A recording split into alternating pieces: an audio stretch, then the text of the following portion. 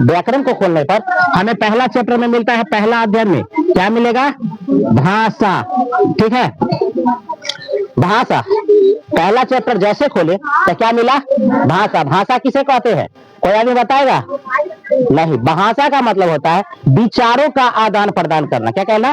विचारों का आदान प्रदान करना क्या कहलाता है? भाषा कहलाता है। ठीक है, भाषा विचार, अपना विचार आप किसी को दे रहे हैं या कोई आपको अपना विचार दे रहा है तो एक कंडीशन में क्या कहलाएगा? भाषा कहलाएगा। लेकिन आप कहिएगा कुछ और, आप बोलिएगा हिंदी या कोई आपको कहेगा चाइनीज में, कुछ समझ में नहीं कीजिएगा तो वहां पर विचार का आदान प्रदान होगा? नहीं होगा। और जब विचार का आदान प्रदान नहीं होगा तो ऐसे भाषा नहीं कहलाता है। तो बीच में एगो मीडिएटर होगा जो हिंदी भी जानता होगा और चाइनीज भी जानता होगा, तो वो आपको क्या समझाएगा? आप जो हिंदी में बोलिएगा उसको वो चाइनीज में समझाएगा और जो चाइनीज में बोलेगा वो आपको हिंदी में समझाएगा। तो ये क्या हो जाता है? एक माध्यम। क्या होता है? एक माध्यम। भाषा एक माध्यम है जिसके द्वारा हम एक दूसरे से जुड़ पाते हैं। ठीक है, विचारों के माध्यम क्या कहलाता है? भाषा कहलाता है। विचारों का आदान प्रदान क्या कहलाता है? भाषा कहलाता है। अब भाषा होते कितने प्रकार के हैं बताओ? देखो, भाषा जो होते हैं वह 3 प्रकार के होते हैं। कितने प्रकार के होते हैं? 3 प्रकार के। कौन कौन होगा? कोई आदमी बताएंगे? हाँ, लिखित होगा, मौखिक होगा और सांकेतिक होगा। ठीक है, पहला में क्या कहेंगे? लिखित। ठीक है, लिखित होगा। दूसरा में क्या होगा? मौखिक होगा और तीसरा क्या होगा? सांकेतिक। ठीक है, सांकेतिक होगा। लिखित, मौखिक और सांकेतिक, ये क्या हो जाएगा? लिखित और मौखिक और सांकेतिक, ये 3 तरह का है। ठीक है, पहला लिखने की क्रिया जिसमें हम लिख करके दिखाते हैं, बतलाते हैं, उसे क्या कहेंगे? लिखित कहेंगे। दूसरा क्या होगा? जिसको हम बोल करके बताते हैं, बोल करके अपने माध्यम से या आप किसी के माध्यम से सुनते हैं, जब सुनते हैं या बोलते हैं तो क्या हो जाता है? मौखिक हो जाता है। एक हो जाता है सांकेतिक। सांकेतिक का मतलब क्या होता है? जिसको इशारों में बात किया जाए उसे हम क्या कहेंगे? सांकेतिक। तो लिखित, मौखिक और सांकेतिक हो जाता है। ठीक है, तो विचार कितने हो जाते हैं? लिखित। इसे कैसे प्रकट करेंगे? लिख कर। इसे कैसे? तो कहिएगा बोल कर। ठीक है, बोल कर। और ये हो जाता है सांकेतिक। सांकेतिक का मतलब क्या होता है? इशारा में, कनखी मटकी में हम बात कर लेंगे। जैसे घर का गार्जियन, बड़े बुजुर्ग वहां पे खड़े हैं, बड़े बुजुर्ग वहां पर खड़े हैं और आपका दोस्त कोनो आके बुला रहा है तो क्या करेगा? इशारा से बात करेगा कि बोल के? इशारा से, नहीं कनखी ऐसे कर देगा और कहेगा ठीक है ठीक है चल हम अवश्य। ठीक है, कैसे तरह कहेगा? आप चलिए हम आ रहे हैं। तो यह क्या कहलाएगा आपको? सांकेतिक। तो इसमें क्या होगा? संकेत। संकेत या कहेंगे तो इशारे। इशारे, इसके माध्यम से आप क्या कर लेते हैं? बात कर लेते हैं, इसको हम सांकेतिक कहते हैं। ठीक है, अगला टॉपिक में आ जाते हैं, उसे हम क्या कहते हैं? अगला टॉपिक में आते हैं, दूसरा पार्ट। तो इसमें आ जाता है आपका वर्ण। क्या आता है? वर्ण आता है। वर्ण आता है, तो वर्ण किसे कहेंगे बताओ कोई आदमी? हाँ, वर्ण जिसको खंड या टुकड़ा ना हो क्या है कहलाएगा? वर्ण कहलाएगा। ठीक है, खंड या टुकड़ा ना होना क्या कहलाता है? वर्ण कहलाता है। ठीक है, ये हो गया वर्ण। इसे कितने पार्ट में डिवाइड किया गया है? तो 2 पार्ट में डिवाइड किया गया है। पहला में क्या रहेगा? पहला में स्वर रहेगा और दूसरा में क्या रहेगा? व्यंजन। स्वर वर्ण क्या होता है? स्वर वर्ण जिसमें दूसरे का सहायता न लिया जाए उसे हम स्वर कहेंगे। स्वर का मतलब आजाद पंछी की तरह। ठीक है, स्वर का मतलब आजाद, आजाद, उस पर कोई प्रतिबंध न होता है। और व्यंजन का मतलब इंसान की तरह, सबसे मिला जुला रहता है। कौन? इंसान। इंसान अकेला आजाद हो सकता है? नहीं, हुआ लोभ, लालच, मोह, क्रोध सब में फंसा रहता है। लेकिन पक्षी अकेला होता है, आजाद होता है, सीमाहीन गगन में उड़ता निश्चय विचरण करता है। पक्षी को लेल कोई बॉर्डर रेखा है? कोई सीमा रेखा है?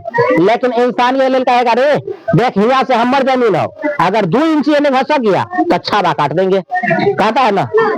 न कहता है? कहा यहाँ से हमार जमीन है, 1 इंची करी, 1 सूता घसक के दिखा दे, ये पटक नहीं काट देंगे।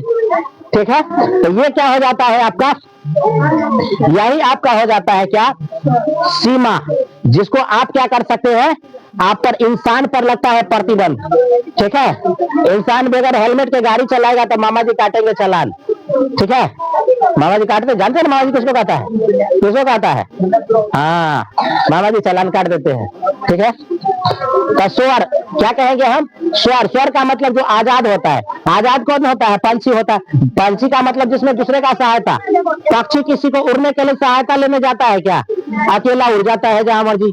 ठीक है, तो ये क्या हो जाता है? स्वर। जिसमें दूसरे का सहायता न लेंगे वो क्या कहलाएगा? स्वर कहलाएगा। अगर में दूसरे का सहायता ले लेंगे क्या कहलाएगा? व्यंजन कहलाएगा। क्या कहलाएगा? व्यंजन। दूसरे का सहायता लेना स्वर कहलाता है, न लेना क्या कहलाता है? व्यंजन कहलाता है। ठीक है, अब इसे कितने पार्ट में बांटा गया है स्वर को? तो स्वर को 2 पार्ट में बांटा गया। कौन कौन कहेंगे? तो एक कहिएगा हारस्व, हारस्व, हारस्व स्वर। ठीक है, और दूसरा क्या कहेंगे? दीर्घ स्वर। ये क्या होता है? दीर्घ स्वर होता है। हारस्व स्वर की संख्या, उधर से आ जाओ सेकंड पे। तो हारस्व स्वर का मतलब क्या हो जाता है? हारस्व स्वर का मतलब होता है जिसको बोलने में आपको कम समय लगेगा, उसे हम क्या कहेंगे? हर्षिकार। हर्षिकार हारस्व स्वर यानी हर्षिकार। दीर्घ स्वर का मतलब क्या होता है? जिसको बोलने में ज्यादा समय लगेगा, उसे कौन कहेंगे? दीर्घ स्वर। तो इसका मतलब हर्षिकार ऐसा वाला। ठीक है, और इस पर क्या हो जाएगा? दीर्घोकार। ठीक है, तो हर्षिकार और दीर्घोकार, हर्षुकार दीर्घोकार। ठीक है, तो इसमें क्या कहेंगे? हर्षिकार दीर्घिकार, हर्षुकार दीर्घोकार। अब क्या हो जाता है? व्यंजन। व्यंजन का मतलब क्या होता है? व्यंजन देख लो, जिसमें दूसरे का सहायता लिया जाए। ठीक है, व्यंजन का मतलब ऐसा ही याद रखिएगा, जब में बहुते को मिला देंगे।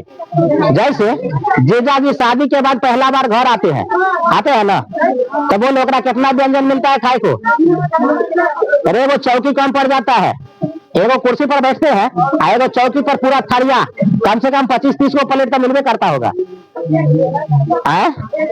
और पहला बार, पहला दिन, पहला बार, तो अब आज जहाँ 8-9 दिन रह गया, कई के बाद एगो तकारी या रोटी कभी मिलेगा? रे एगो तकारी रोटी का मिलता है। तकारी समझते हैं ना? हाँ, एगो तकारी होता है, एगो फरकारी होता है। तरकारी मतलब मिट्टी के तोरी में फरेगा तो उसे तरकारी कहेंगे, और ऊपर फरेगा तो फरकारी कहेंगे। तो 8-9 दिन तो रह गया है मेहमान माँ। कई दिन रह गया है? 8-9 दिन रह गया है। तो उससे नया सब्जी कहाँ से आएगा? हरियर हरियर डेली के डेली। तो उसको फरकारी ना देंगे, तरकारी दे देंगे। खाली आलू का तरकारी भुजिया काट के रख दे। ठीक है, तो इसलिए ज्यादा पुराण को ज्यादा सेवा नहीं किया जाता है। ज्यादा पुराण को ज्यादा सेवा। इसके बाद क्या कहता है देखो, कैसे हम व्यंजन कहेंगे? जय में बहुते आइटम को मिला दिया जाता है, उसे क्या कहा जाता है? व्यंजन कहा जाता है। अजय में एक वो चीज रहेगा, उसे क्या कहेंगे? स्वर कहेंगे। एग्जाम्पल के तौर पे भात क्या है? भात जानते हैं? चावल। चावल बनाएंगे तो चावल क्या होगा? स्वर होगा। और वही में सब्जी बनाएंगे तो सब्जी क्या हो जाएगा? कैसे व्यंजन होगा बताएंगे? में बहुते सारे आइटम मिला हुआ है सब्जी में।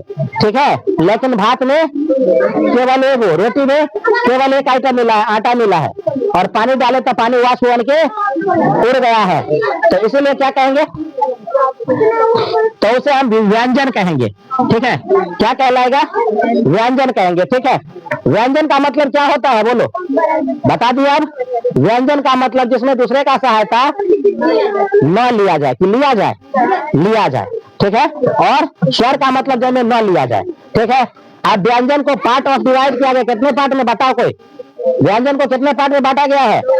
व्यंजन को 2 पार्ट नहीं 3 को। कितने किया गया है? व्यंजन के 3 पार्ट होते हैं। कितने होते हैं? 3। पहला को क्या कहिएगा?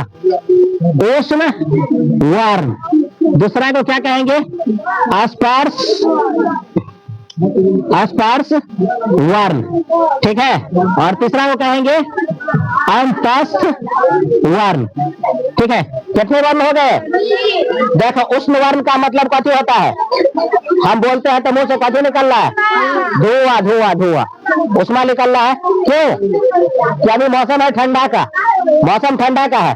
हर कोई मुंह में सिगरेट लगा ले है? सिगरेट ना लगा है देखा, मतलब कि सबके मुंह से धुआं निकल रहा है। तो धुआं निकलना क्या है? सिगरेट रहेगा तब ना धुआं निकलेगा।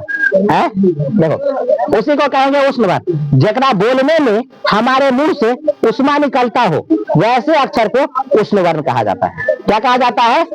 उष्ण वर्ण कहा जाता है। जैसे कहिएगा ह कहिएगा तो सबसे ज्यादा हवा निकलेगा। अक्ष में सबसे ज्यादा हवा निकलेगा, ठीक है। उसके बाद कहिएगा स कहिएगा तो ज्यादा हवा निकलेगा। जय को बोलने में आपके मुंह से गरम गरम हवा निकल जाए उसे क्या कहेंगे? उष्ण वर्ण कहते हैं, ठीक है। बोलने में मुंह से गरम हवा प्रवाहित होना क्या कहलाएगा? उष्ण वर्ण कहलाएगा, ठीक है। यह उष्ण वर्ण हो गया। स्पर्श वर्ण का मतलब क्या होता है? एक दूसरे को टच करे या ध्वनि उत्पन्न कर दे। एक दूसरे को, लड़की बदमाशी नहीं करेगी, एक दूसरे को टच करे और क्या होगा? ध्वनि उत्पन्न कर देता है, तो जिससे हम क्या कहते हैं? स्पर्श वर्ण कहते हैं। ध्वनि उत्पन्न करना क्या कहलाएगा? स्पर्श वर्ण कहलाएगा, ठीक है। इसके बाद उष्ण वर्ण। अंतस्थ वर्ण क्या होता है? देखिए, अंतस्थ वर्ण का मतलब होता है अंदर से निकलता है। कहां से? अंदर से निकलने वाला, जो कंठ से निकलेगा या पेट से निकलेगा। क्या पेट से तो कोई आएगा नहीं, आएगा तो कंठे होके, तो उसको हम कहेंगे कंठ से आने वाला। कंठ से आने वाले वर्ण को हम क्या कहेंगे? इसको नहीं लेना है, तो इसे क्या कहेंगे? अंतस्थ वर्ण, ठीक है। उसमें मुंह से गर्म हवा निकलेगा, स्पर्श में टच करेगा, ध्वनि उत्पन्न कर देगा। और अंतस्थ वर्ण मतलब अंदर से आएगा। एग्जाम्पल के तौर पर देखो, उष्ण वर्ण तो बता दिए, ह अक्ष तर स, ठीक है। के बाद क्या होता है? स्पर्श वर्ण। स्पर्श वर्ण में क वर्ग, च वर्ग, ट वर्ग, त वर्ग, प वर्ग, ना समझे। क वर्ग का मतलब होता है क ख के अक्षर, ठीक है। च वर्ग का मतलब होता है च छ के अक्षर। ट वर्ग का क ठ द, ट वर्ग का च थ द, प वर्ग का प फ ब। तो ये अक्षर क्या कहलाता है? आपका ट वर्ग कहलाता है। क वर्ग, च वर्ग, ट वर्ग, त वर्ग। कितने होते हैं? पंचाक्षर वाला। पंचाक्षर के कितने पहाड़ा होते हैं? पंचाक्षर के 5 पहाड़ा होते हैं, तो 5 25।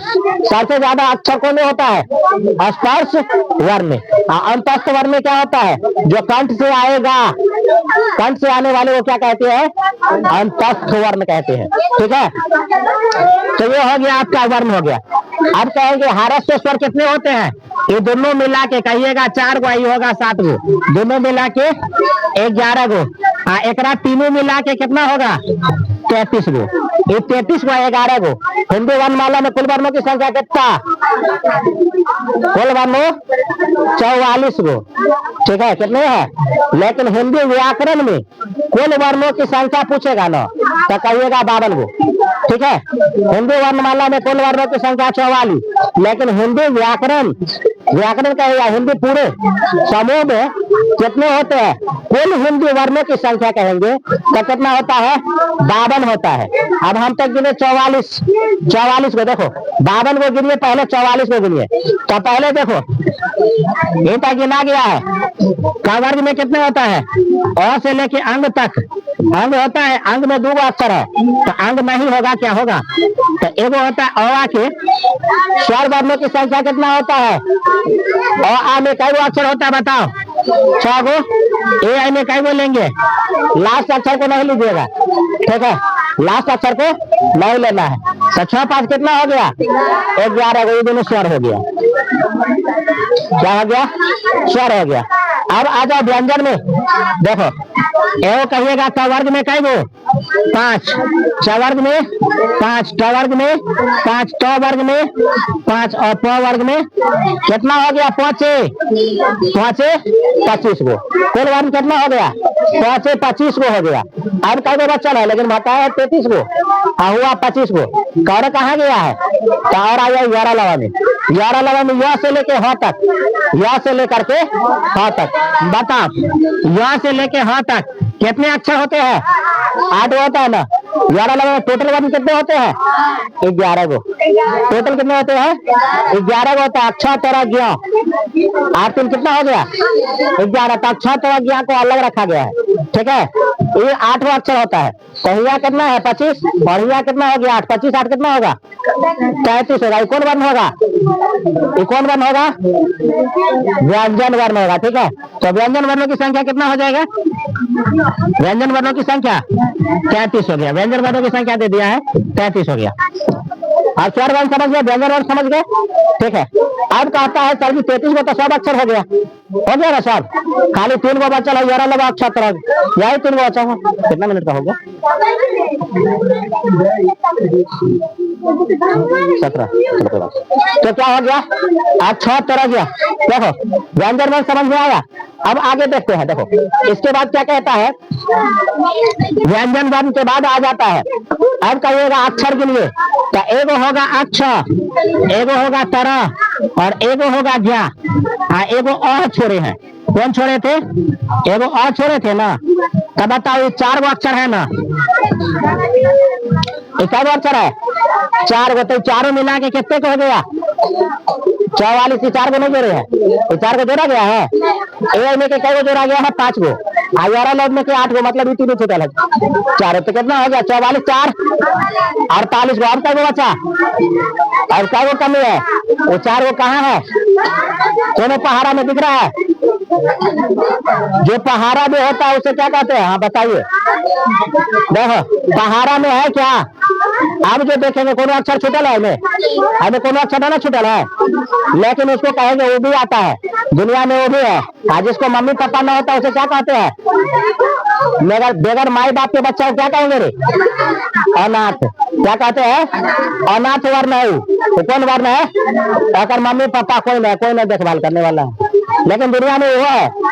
बगैर मम्मी पापा के लिए दुनिया में कुछ लोग होते हैं, तो वो अभी लोग क्या है? वह अक्षर भी क्या है? अनाथ वर्ण है। अनाथ वर्ण में कौन कौन आ जाएगा बताओ? तो एगो हो जाएगा स्र, एगो ये वाला स्र हो जाएगा, ठीक है। एगो कौन हो जाएगा? एगो श्री, ठीक है। एगो स्र होगा और एगो श्री होगा, एगो क्रू होगा, ठीक है। और एगो बारीदा होगा। ये चारों बारीदा नहीं जोड़ा गया, यारा लगा छोटी रहा होता है। यारा लगा कौन रहा होता है? छोटी रहा। बारीदा यारा लगा में नहीं होती है, ठीक है। यारा लगा छोटी रहा में होती है, बारीदा ये है। तो आप बताओ चारों वर्ण को कौन वर्ण कहिएगा? अनाथ वर्ण। कौन वर्ण होगा? अनाथ वर्ण होता है यह चारों वर्ण। इसको किसी में नहीं रखा गया है, इसीलिए इसका नाम क्या होता है? अनाथ वर्ण होता है।